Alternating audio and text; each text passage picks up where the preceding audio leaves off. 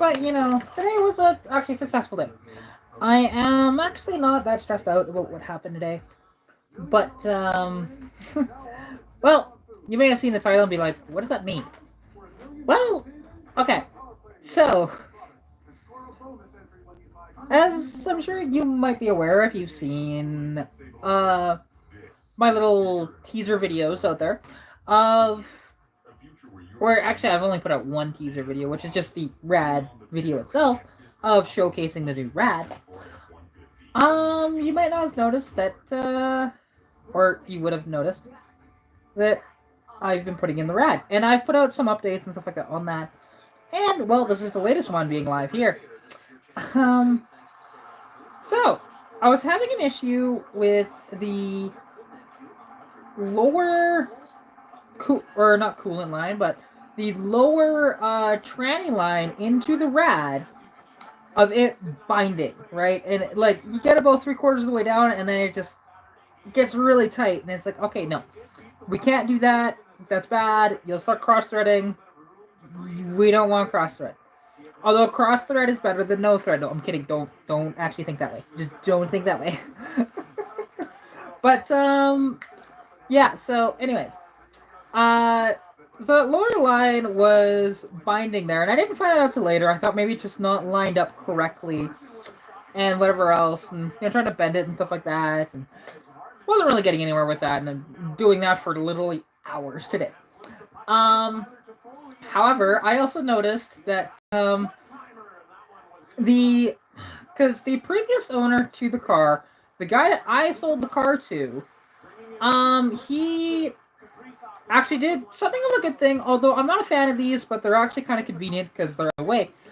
The car originally had an overflow that went on the driver's side fender, right? Actually, very out of the way, but takes up a little bit more space in the engine bay that way. But it's just nice on the fender. It's not really in the way or anything like that. Well, he decided that he wanted to swap out the fan shroud and put on a later fan shroud that had the overflow be one of these ones that you could actually fill the rad with by filling that, which I'm not a big fan of those. I'd much rather just fill the rad. It's just easier for me. Because you actually get to see what's going on with your rad. And there was so much crap in the bottom of that overflow when I took it out. Because I didn't know if there was anything in there, and turns out there was. And it was like this grayish green goop sort of at the bottom of it. It was just gross. When I dumped it out, I saw some of that. I was like, okay, so then I take it to the bathroom and I'm cleaning it up a little bit, and I rinse it out and dump it out a couple of times, and it's all nice and clean afterwards, right? Now it's not super clean on the outside, but at least on the inside it's spotless. So yeah, like even if I was to fill that up and have the rad, full that way through that, it wouldn't have actually been full because it wasn't actually hooked up properly that way, right? So, but it's fine. I'm just going to have to, but anyways, so I removed that because that lower line was actually hitting the overflow. Okay, so again, remove that, cleaned it, no big deal. So I'll have to figure out something to use as an overflow. Now, there are many things you can use as an overflow. You don't need any specific container. You can literally use a water bottle if you want to, right? You can use like glass bottles and stuff like that, although I don't recommend that as much. Like that, they look cool, but only if you have it very, very, very secure, and it's not going to move anywhere at all and not even jostle, because you could break that glass and it's not good. So for me personally, if you have any like clear containers that are similar to like an oil, like a small oil jug or something like that, that would work. Ooh, nice! It's now 2-0 for the Flames. Yay! I'm also watching the Flames game. Sorry, guys. I didn't even realize they scored there. That's cool. But yeah, so unfortunately though, when that after I took all that out, And then me and my dad are kind of looking at it a little bit. I just wanted a second pair of eyes on it because you never know what if you miss. Excuse me. Sorry about that. So doing that, and it's just like, oh, okay. And getting his eyes on it, and I'm noticing, okay, like after it's binding, I take it out, and I'm starting to see a bit of metal on the thread. So I'm like, okay, this is bad. This needs to be recut, or maybe it's the incorrect thing on there. I just don't know. So what I'm doing actually is, because I drove it to the shop here in town, to Fountain Tire. I know the owner. I was texting with him the entire time as I was doing this, just asking some stuff, and he actually recommended, well, hey, do you have any thread tape? Because if you put a bunch of thread tape on that and then get it on there, you know, maybe you can limp it to the shop. I'm like, hey, that's a great idea. You know, so I do that. They check it out, and they weren't getting anywhere, just like I was, right? No big deal. I figured they wouldn't actually be able to get anything done there. And they weren't able to really figure out what the thread is with the rad still in the car. So, I take the car back home, and as it's still running outside, I put my old rad in the car. And then I bring it to them, and, you know, they're going to let me know in the morning of what is the thread on it, and if it's fine or coarse thread. Oh, there's a fight. Oh, let them fight. What are you doing? So sad. But, yeah, so basically, that's kind of where I'm at. So that they have the rad, and let's get rid of you. And so they'll let me know what the thread is and whether it's coarse or fine and stuff like that. And if we have to potentially put a different end on that line for some reason, it shouldn't. But you never know, right? So, yeah. That's one of these things. That's what's going on right now. I'm waiting to get some money in here soon. So, once I have that, you know, I can pay off Lilo and do a couple other things as well. It'll be a really good opportunity, actually, to do other stuff for my channel as well. And, you know, stuff down the pipeline, actually. This summer, I just contacted somebody last night, actually, sorry, that wasn't last night, that was today. I saw this post, actually, for somebody was, you know, posted a couple pictures of their Toyota Serra, and asked, well, hey, should I take this to car shows? I'm like, yeah, absolutely, you should. But I went in the comments and just asked, hey, would it be possible to film your car? I absolutely love these cars. They're one of my dream cars, and I've always wanted to film one. And he actually said yes. He wants more exposure on the car and whatever else. And, yeah, he was open to letting me do a video on it, which is really cool. So, hopefully, I mean, who knows? I don't think he'll allow me to drive it, but you never know. It is possible that he'll let me drive it, which would be so cool. Because a few years ago, I had an opportunity to drive a Toyota Serra.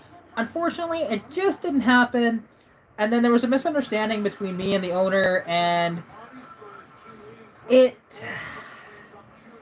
unfortunately did not, we just had a misunderstanding in chat. I wasn't able to really explain myself, and unfortunately, it just happened that way, and we haven't been in contact since. I've tried getting into contact with him, but he just won't talk to me. So it does happen, though, occasionally, and it's sad, but it is what it is, right?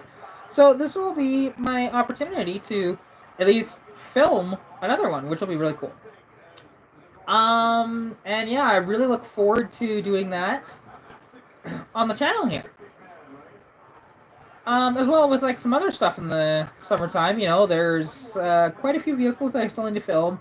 There's still that review and drive that I need to do of the 2021 Toyota Supra. What else is there?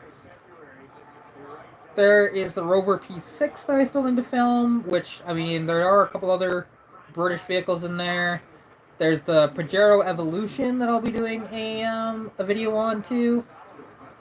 And just stuff like that, right? That'll be really, really cool. But we shall see. There's also going to be like a Lincoln Continental Mark 8 on the channel. You know, Which is funny, as soon as I said that, look who appears in the chat. Yeah, actually, my buddy Michael down there, he owns the Mark 8. Really cool car, honestly. And and this one isn't completely rusty, falling apart badly. So, yeah. That thing was bad. But cool, but bad. Right? However.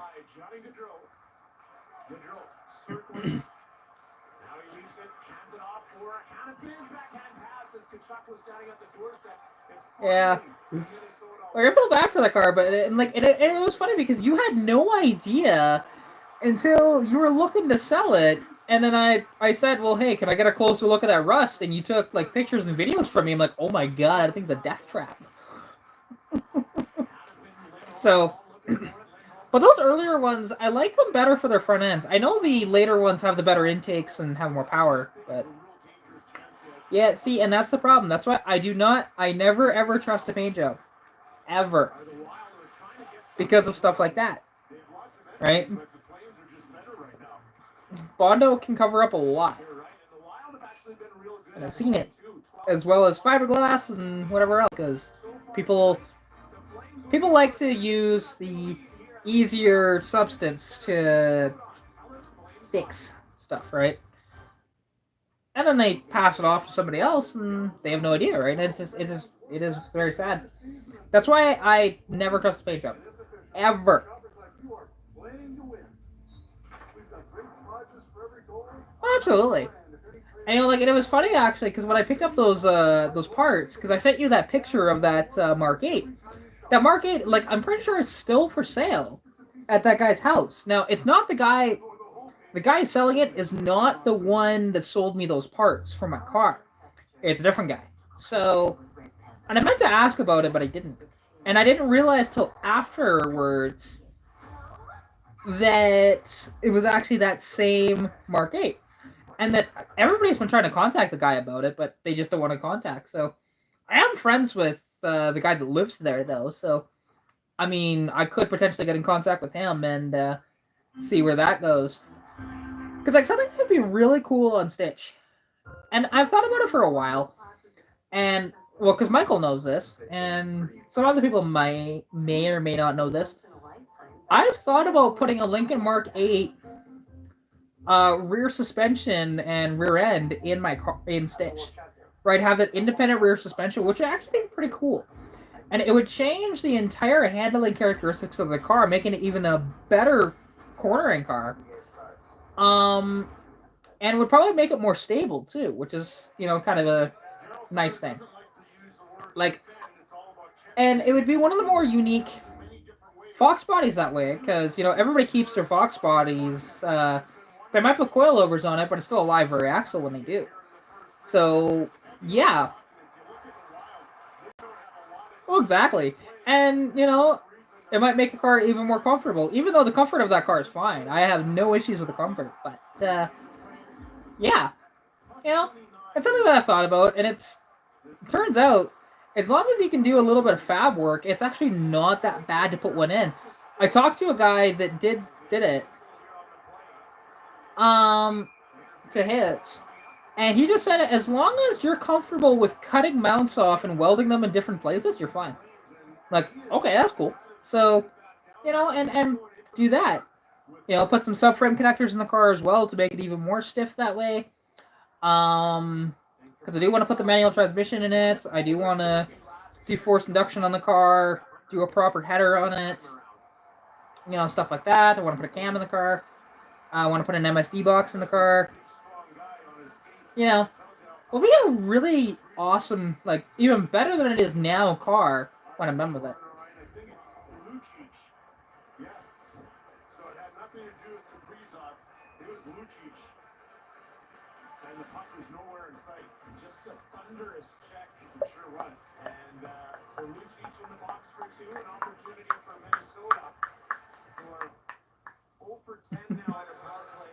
But, we'll see,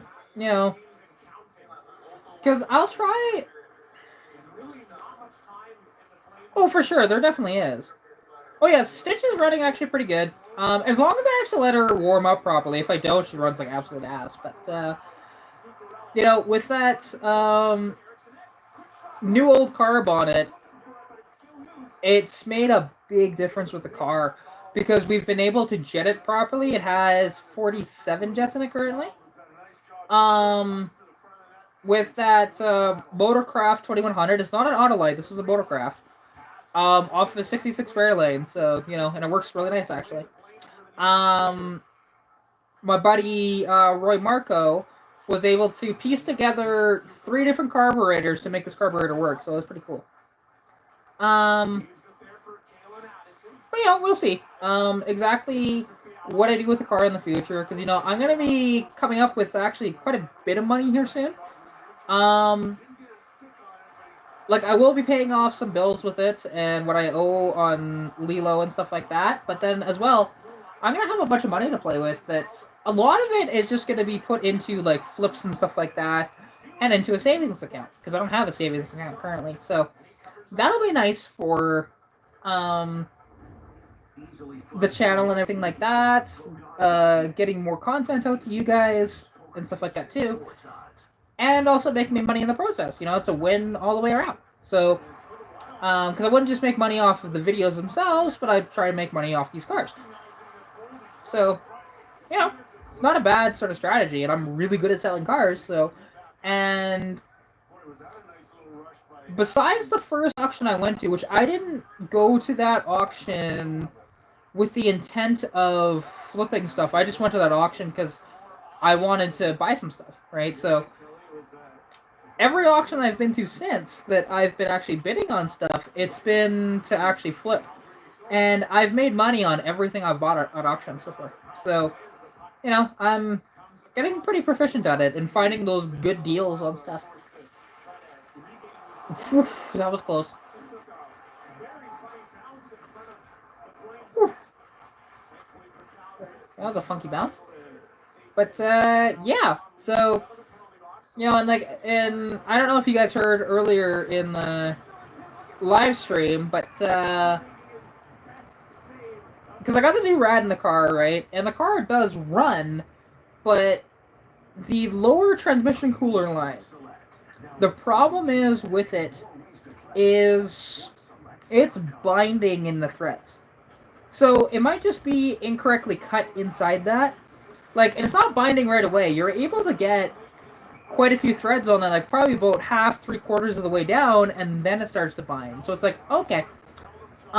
So it's likely that this SVE rad from the factory, you know, and it does happen, factory defects, of where they don't cut it all the way down, stuff like that. I'm not too worried about it. You know, it's funny, actually. My dad is, for some reason, like, upset about this when I'm not. So, it's like, it's annoying, but I'm not worried about it. However, I gave the old rad to the shop just for them to look at. They're gonna let me know because I don't have a thread gauge here, so they're gonna let me know what the thread actually is and whether it's coarse or fine thread, because I don't know if it is coarse or fine at all, to be honest. So they'll let me know. Not a big deal. And yeah, we'll go from there. So they'll be looking at that first thing in the morning, and they'll contact me. And if they don't, I'll just drive down there. No, it wouldn't make sense that it's metric. Only reason why is because the top one went in perfectly. So the bottom one not going in doesn't make much sense that way, right? Unless if it's just cut incorrectly inside and they just didn't cut it deep enough, and that's why it's kind of binding. So, or it's just a poor cut towards the end of the threads. So, yeah. See, I did not cross-thread it. Yeah, I made sure that I wasn't actually cross-threading, because once it started getting tight, I backed off of it. But hey, just remember, Michael, cross-thread is better than no thread.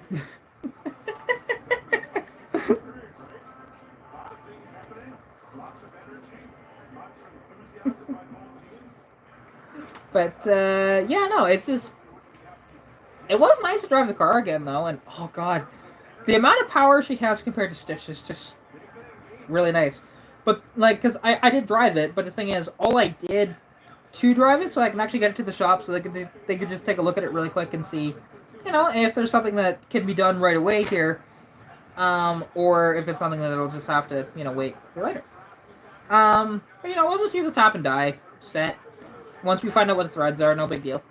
As long as they're coarse threads, because we don't have a tap and die for fine threads. So, and if it is, we'll either buy one or see if I can borrow one off of somebody. Because I'm sure somebody in town has one that they'll lend out. So yeah, because most of the people here are pretty friendly and will lend out stuff. Like when I asked for a timing gun to see if my vacuum advance was working on Stitch, because it doesn't seem like it does. Because when you mash the throttle in Stitch, it doesn't really change much. So I get that the car doesn't have very much balls, but still. So I don't know. We'll have to. Whenever I have the car up in Edmonton next, I'll have to go out to Roy Marcos and see if we can use his snap-on timing gun. But you know, it's alright.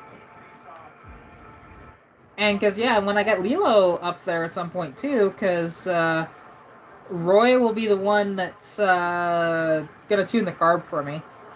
Just because he's really good at tuning carburetors, so... and that carburetor needs a tune something severe. Because that's something I can tell you for sure, because the thing... super rich, runs extremely rich. And it's either jetting or the float setting is incorrect. And I don't know which one is the issue. So... But, you know, I could drive it anywhere. It'll just get poor gas mileage doing it.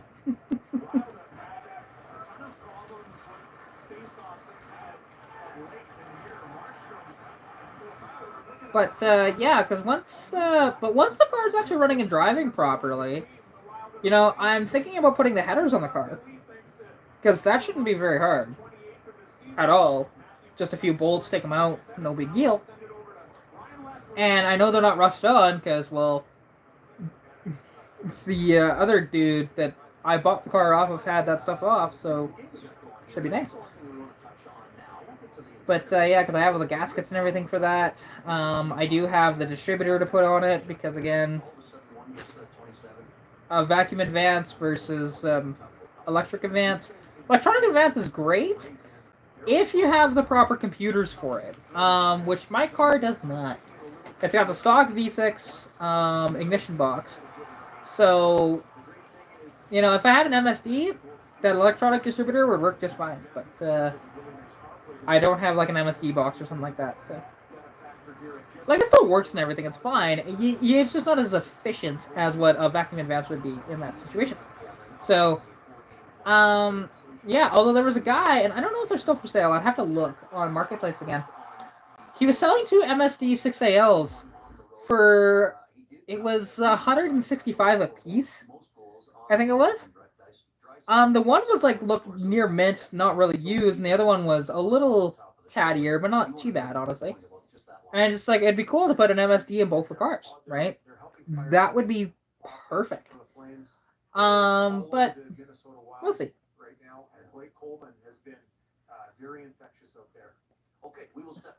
Right? Because that's something I was considering, and I've been considering that for a while. Because especially if I'm going to do forced induction on Stitch, an MSD would be nice just to set everything up properly and have the tunability of that an MSD has versus the stock inline 6 ignition box, right? So,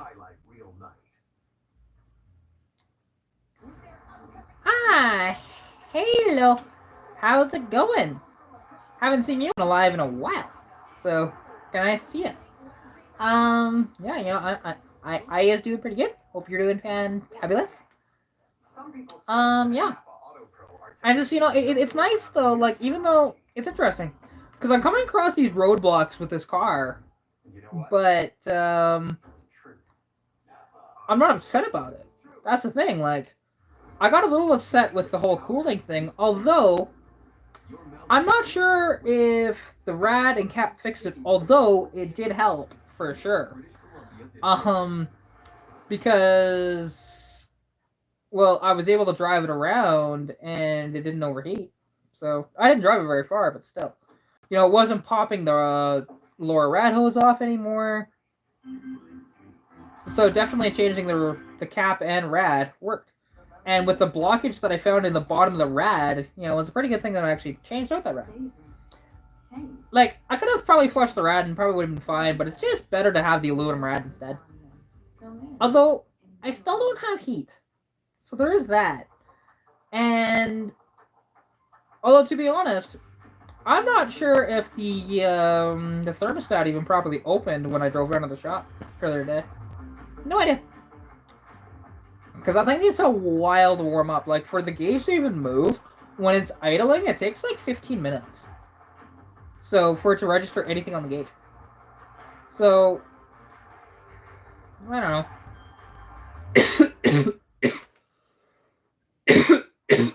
Also, I need to look.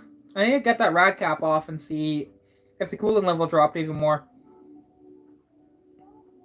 Because I have been coming across that, and only because of the thing with the car, that the one thing is, because my inline six, you don't have to worry about error in the system at all. It's actually very easy to, pull the rad and put new fluid in, no big deal. You can drain the rad pretty easily too, and not worry about error in the system. This V8, though, just tends to really be a pain in the ass when it comes to air in the system. Because even the shop had issues with air in the system too. Now, I just did the quicker way, because they were just letting it sit overnight and letting the air out that way. Where, with me, what I was doing for air in the system was starting it, letting it run until it got really hot, then shutting it off. Starting it, shutting it off, starting it, shutting it off. That is a great way, actually, to bleed the air system in these cars. Because it will actually, when it gets hot, it will actually suck that coolant down, right? It works. So, and it'll make sure that your thermostat opens, or at least should open. Now, and it is possible that the thermostat isn't properly opening, but, which would make sense why I don't have heat. But, still, I'm still thinking, though, that it's the gaskets that are the issue with the car, if that continues to be a problem. Because I didn't have it running for terribly long, but I still don't have heat, so I don't know. I'll have to do some more investigation for sure, just to make sure. But, I mean, I know that the intake gaskets, I mean, they stick out that far, so it's not like those gaskets are correct anyways. But head gaskets could be in backwards too, right? Don't know for sure. But I did drive it around a little bit. Not much. Like, Fountain Tire from here is less than a kilometer. So, yeah. And I was surprised that the car actually, like, ran and drove pretty good down there. I'd like to see them do something. Yeah, there's just so many reasons that team should, because they're this close. They're this close to winning the division, and it's a very hotly contested one with Toronto and Tampa right there. So there's but yeah. So it's the stuff is going pretty decent right now, although annoying, but pretty decent. And hey, and that's good to hear. That all's good with you. All's pretty decent with me too. So. Yeah. I'm just trying to think. Is there anything else I was gonna talk about?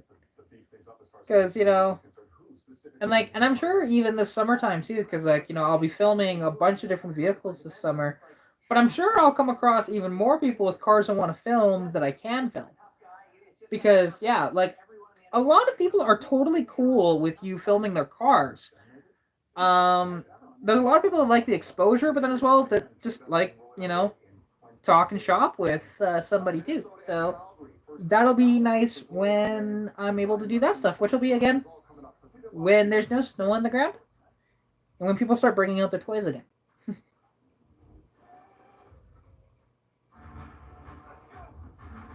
So, yeah, I'm very excited. And there'll be a ton of other opportunities for stuff in the car hobby as well. And I'll be getting around a lot more this summer too. Because even though I got around a lot last summer, I'll probably be doing even more traveling this summer. Especially having my convertible back. Because there's something about driving a convertible in the middle of summer. That's... And actually having a functional stereo, because Stitch doesn't. So... I have a stereo to throw in it, but I can't get the stereo out. So there's that. And rocks and sweat and all that. Always will be. But, yeah. Ugh, God, I am tired. Very, very tired.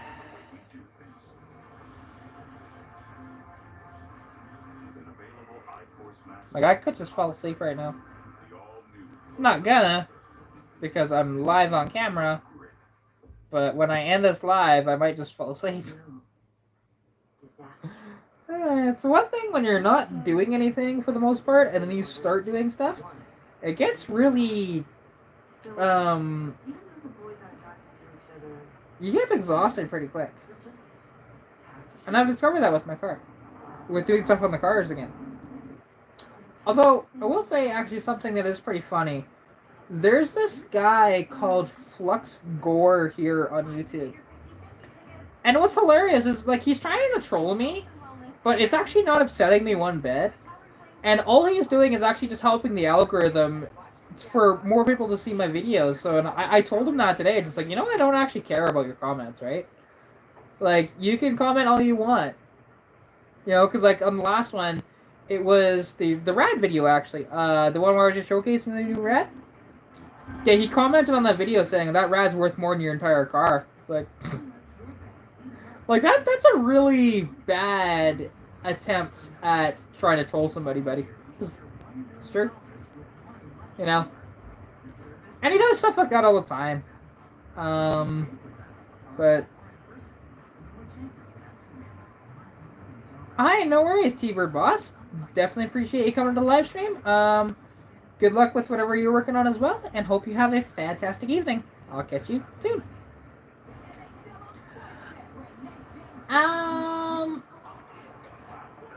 But yeah, like, and that's the one thing, if you actually do not like somebody or somebody's content on YouTube, all your comments are doing actually is making it so that people will see their content more. Because you're actually affecting the algorithm in a way that the more activity there is on a video, the more people will see your video, right? So that is one of those things, and it's just too funny, right? And this guy's been trolling me for weeks, and, you know, just like whatever. I've been removing his comments, but this time I left it and I replied. So yeah. It's just it is pretty funny, and you know, makes me giggle. I think people are like that. But yeah, other than that, there's not really a lot going on. Again, haven't been out to go see the Civic yet. That'll happen soon. When I have my money, I'll go, you know, take a trip up to Edmonton again. Might see if I can visit my buddy Michael, and yeah, go from there. So anyways, though, I am going to end this here, because I'm running out of things to talk about. But, yeah, I hope you guys do enjoy the rest of your evening. Thank you all so much for watching. Hope you're staying safe during COVID-19. Good luck with whatever you're working on, and, well, I'll catch you in the next video. Bye! Pikachu! Pika! Pika!